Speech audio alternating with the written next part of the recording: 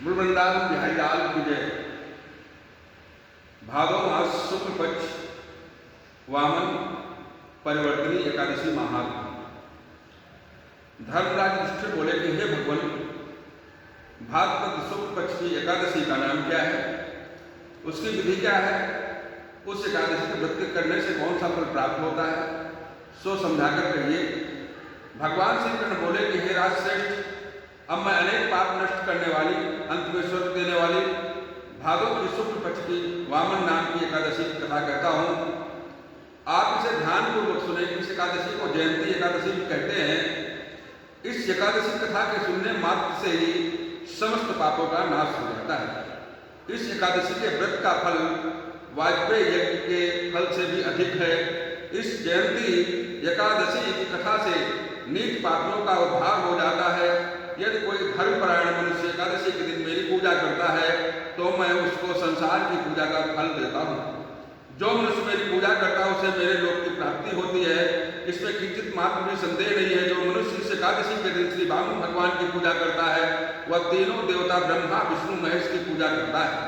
जो मनुष्य एकादशी का व्रत करते हैं उन्हें संसार में कुछ भी करना शेष नहीं रहता। इस एकादशी के दिन श्री विष्णु भगवान करोड़ बदलते हैं, इसलिए परिवर्तनी एकादशी भी कहते हैं। इस पर युधिष्ठिर बोले कि हे भगवान, आपके वचनों को सुनकर मुझे महान संदेह हो रहा है कि आप किस प्रकार सोते तथा करवट बदलते हैं। आपने बलि को क्यों बांधा और वामन रूप धारण करके क्या लीलाएं की, चातुर्मास से व्रत की विधि क्या है तथा आपके शयन करने पर मनुष्य का क्या कर्तव्य है, सो सब विस्तार पूर्वक कहिए।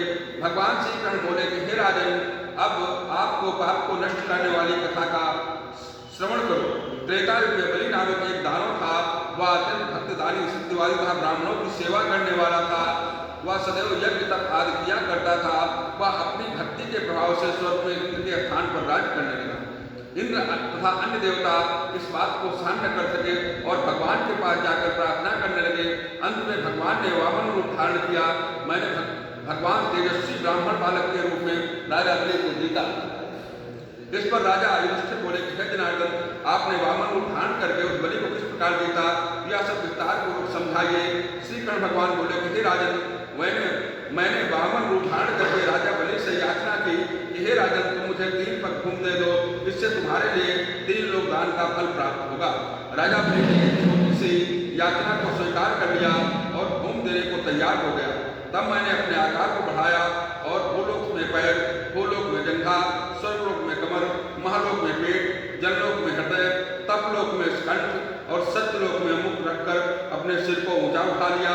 उस समय सूर्य, नक्षत्र, इंद्र तथा अन्य देवता मेरी स्तुति करने लगे। उस समय मैंने राजा बलि को पकड़ा और पूछा कि हे राजन, अब मैं तीसरा पैर कहाँ रखूं। इतना सुनकर राजा बलि ने अपना सिर नीचा कर दिया। उसके सिर पर मैंने अपना तीसरा पैर रख दिया और वह भक्त दानव पाताल को चला गया। जब मैंने उसे अत्यंत विलीन पाया तो मैंने उससे कहा कि हे बलि, मैं सदैव तुम्हारे पास रहूंगा।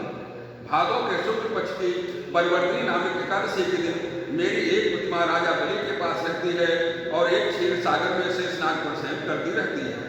इस एकादशी को विष्णु भगवान सोते हुए करवट बदलते हैं। इस दिन त्रिलोकी विनाशी विष्णु भगवान की पूजा की जाती है। इसमें चावल और दही से चांदी का दान किया जाता है।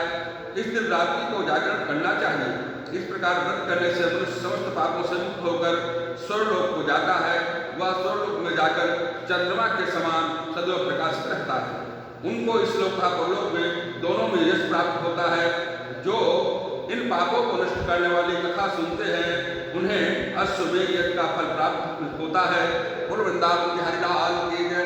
एकादशी महात्म की जय। श्रीमन नारायण नारायण नारायण, भगवन नारायण नारायण नारायण, लक्ष्मी नारायण नारायण नारायण, सत्य नारायण नारायण नारायण, बद्री नारायण नारायण नारायण। वृंदावन बिहारी लाल की जय।